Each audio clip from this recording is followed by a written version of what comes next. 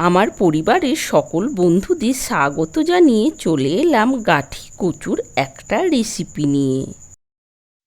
পুরো ভিডিওটা দেখার অনুরোধ রইল, তার সাথে অনুরোধ থাকলো একটা লাইক দেওয়ার। চলুন তাহলে দেখে নেওয়া যাক গাঠি কচুর এই রেসিপিটা আমি কিভাবে বানিয়ে থাকি। নিলাম 400 গ্রাম গাঠি কচু। কচুর খোসাটা আমি ছাড়িয়ে নিয়েছি।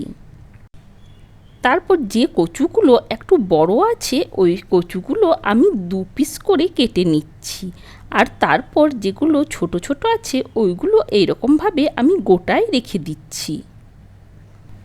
যে কয়েকটা বড় সাইজের গাঠি কচু ছিল প্রত্যেকটাই কেটে নিলাম। তারপর একটা প্যানের মধ্যে দিয়ে দিলাম বেশ কিছুটা পরিমাণ জল। এবার এই গাঠি কচুগুলো ওই জলের মধ্যে দিয়ে দিলাম। আমি সেদ্ধ করে নেওয়ার আগে খোসাটা ছাড়িয়ে নিয়েছি। আপনারা চাইলে খোসা সমেত একটু সেদ্ধ করে নিতে পারেন। এবার দিয়ে দিলাম সামান্য লবণ। এবার গাঠি কচুগুলো ঢাকা দিয়ে আমি 70% মতো সেদ্ধ করে নেব। একটু নাড়াচাড়া করে নেওয়ার পর কিছুক্ষণের জন্য ঢাকা দিয়ে দিলাম। এই গাঠি কচুগুলো আমি প্রায় 10 মিনিট মতো বেশ ভালোভাবে সেদ্ধ করে নিয়েছি। এবার এইগুলো নামিয়ে নেব। এর থেকে বেশি সেদ্ধ করার দরকার নেই। এবার একটা কড়াই বসিয়ে নিলাম। কড়াইয়ের মধ্যে দিয়ে দিলাম সামান্য সর্ষের তেল। অবশ্যই আপনারা রান্নাতে যে যেমন তেলের ব্যবহার করেন সেই অনুযায়ী তেলের পরিমাণটা বাড়িয়ে কমিয়ে নেবেন। এবার ওই তেলের মধ্যেই দিয়ে দিলাম সামান্য কালো জিরে। ফোড়ন থেকে একটা মিষ্টি সেন্ট বের হলে এর মধ্যে দিয়ে দিলাম সামান্য হলুদের গুঁড়ো। তার সাথে দিয়ে দিলাম খুব সামান্য লঙ্কার গুঁড়ো। এবার আমি এই তেলের মধ্যেই দিয়ে দিলাম ওই সেদ্ধ করে নেওয়া গাঠি কচু। এবার গাঠি কচুটা একটু নাড়াচাড়া করে ভেজে নেব। 3 থেকে 4 মিনিট একটু নাড়াচাড়া করে গাঠি কচুটা ভেজে নেব। 3-4 মিনিট মতো বেশ ভালোভাবে কষানো হয়ে গেছে। এবার আমি নামিয়ে নিলাম। এবার ওই কড়াইয়ের মধ্যেই দিয়ে দিলাম খুব সামান্য সর্ষের তেল। এবার ওই তেলের মধ্যেই দিয়ে দিলাম একটা টমেটোর পেস্ট। টমেটোর কাঁচা গন্ধটা যাওয়া অবধি আমি বেশ ভালোভাবে টমেটোটা কষিয়ে নেব। এইদিকে টমেটোর পেস্টটা কষাতে কষাতে অন্যদিকে আমি এই রেসিপিতে দেওয়ার জন্য একটা মশলা বানিয়ে নেব। মশলার মধ্যে দিয়েছি 2 পিস শুকনো লঙ্কা, তার সাথে দিয়েছি সামান্য গোটা ধনে। যেহেতু গাঠি কচুর পরিমাণটা কম আছে, সব কিছু মশলার পরিমাণও কম আছে। দিয়ে দিলাম সামান্য গোটা জিরে, সাথে দিলাম 4 পিস রসুন। তার সাথে দিয়ে দিলাম খুব সামান্য সর্ষে। এবার এই মশলাগুলো একটু নাড়াচাড়া করে ভেজে নেব। তারপর ভাজা হয়ে গেলে নামিয়ে পরে এটা একটু জল দিয়ে পেস্ট বানিয়ে নেব।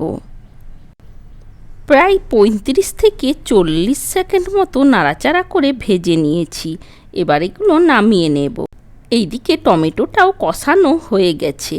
এবার ওই ভেজে নেওয়া মশলার পেস্টটা এর মধ্যে দিয়ে দিলাম। তার সাথে দিলাম মিক্সির বাটি ধোয়া জল। এবার সব কিছু মশলা বেশ ভালোভাবে একটু নাড়াচাড়া করে কষিয়ে নেব। এবার আমি এর মধ্যে দিয়ে দিলাম পরিমাণ মতো লবণ। যেহেতু গাঠি কচুটা সেদ্ধ করার সময় লবণ দেওয়া আছে, তাই লবণের পরিমাণটা কম দিলাম। আমার মনে হচ্ছে আরেকটু লবণ লাগবে, তাই দিয়ে দিলাম আরেকটু লবণ। এবার বেশ কিছুক্ষণ সময় নিয়ে মশলাটা কষিয়ে নেব। যে কোনো রেসিপিতে মশলাটা যত ভালোভাবে কষানো হবে রান্নার স্বাদটা কিন্তু তত বাড়বে। দেখুন মশলা বেশ ভালোভাবে কষানো হয়ে গেছে। এবার আমি এর মধ্যে দিয়ে দিলাম ওই ভেজে নেওয়া গাঠি কচু। এবার মশলার সাথে গাঠি কচুগুলো দিয়েও বেশ ভালোভাবে একটু নাড়াচাড়া করে কষিয়ে নেব। আর এই রেসিপিটা যদি একদম নিরামিষভাবে বানাতে চান তাহলে রসুনটা বাদ দিয়ে এই একই প্রসেসে বানিয়ে নিতে পারেন, কিন্তু রসুনটা দিলে স্বাদটা আরও বেশি বেড়ে যায়। আরও 2-3 মিনিটের জন্য একবার ঢাকা দিয়ে দিয়েছিলাম। এবার আমি ওপর থেকে ছড়িয়ে দিলাম সামান্য ড্রাই রোস্ট করে রাখা কসুরি মেথি। মশলার সাথে গাঠি কচু যত ভালোভাবে কষাবেন স্বাদটা তত বাড়বে। দেখুন দিয়ে দিলাম পরিমাণ মতো গরম জল। এবার নাড়াচাড়া করে কিছুক্ষণের জন্য ঢাকা দিয়ে দিলাম। প্রায় আরও 6 থেকে 7 মিনিটের জন্য কম ফ্লেমে এটা সেদ্ধ করে নিয়েছি। যে 30% সেদ্ধ হতে বাকি ছিল ওটাও সেদ্ধ হয়ে গেছে।